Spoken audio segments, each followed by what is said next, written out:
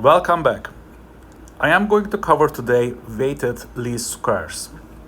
So far for parametric and non-parametric parameterizations, we use the model y hat, which is theta transpose x multiplied by w, to represent the relationship between a dependent variable y and an independent variable x.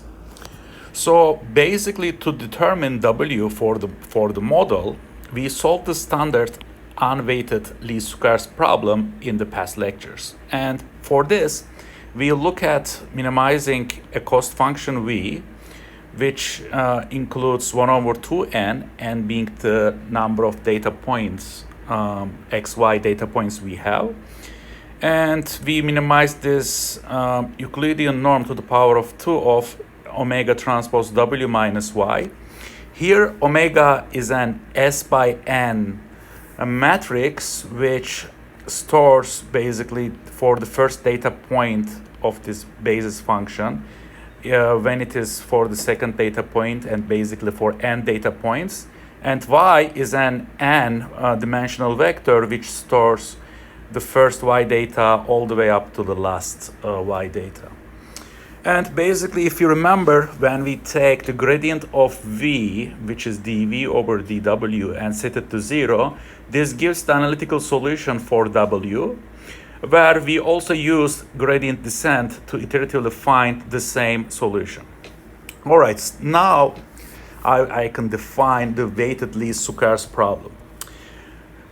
Specifically in practice, some data is more important than others for various reasons. It can come from, for example, when you collect data based on some sensors can give you more accurate data, or over a region of the data you may want to make a better fit. And this falls into the problem of weighted least squares. So let's cover this problem. So let K be an n by n square matrix, which is a diagonal matrix. We are going to use this matrix K to assign weights to some data. For example, let's say you have two data points and you have, in this case, K1 and K2 and 0, 0 for this K matrix, right? If you select K1 much larger than K2, this means that you are valuing the first data more than the second data. So we are going to use this matrix K to assign weights to the data. All right, so now we are going to solve this weighted least squares problem. We are going to minimize this cost function. When you expand this norm, you are going to get basically dv, d over dw. So let's put this here. Basically, you can rewrite this like omega transpose w minus y transpose k multiplied by the same thing. So we would like to take its partial derivative with respect to w. So I am going to one of the very nice references we have, Matrix Cookbook. I gave you the link in the first video, if my memory is correct. So I am looking at a formula like this from that Matrix Cookbook. If you take the partial derivative with respect to z of this guy, which is looking super similar to what we have, you are going to get minus 2a transpose b multiplied by b minus az. I am applying this formula to take the partial derivative where we arrive here. All right, so I am going to find first the analytical solution and then the gradient descent. So I am setting this gradient to 0, which when you set it to 0, this part is no longer important. I am going to look at just this.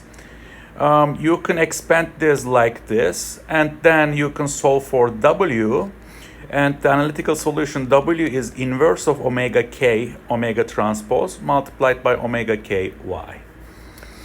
I explained in the previous videos the advantages of gradient descent when it is more useful, right? When you have the new data, you update in an online fashion,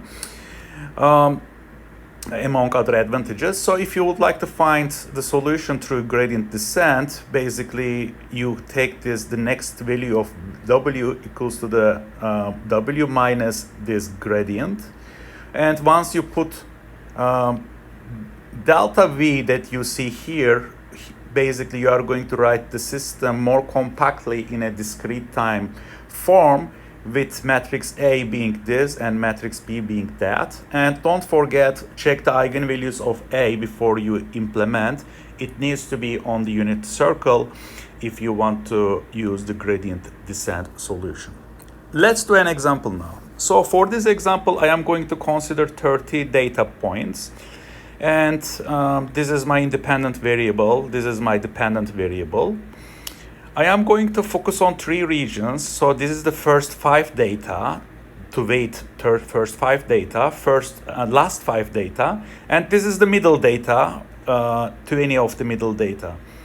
Initially, I will start with 1, 1, 1, and then I will increase this middle, the gain 1 to a much larger one, to show that we would like to weight the middle data more, so we would like to have a better fit to this middle data.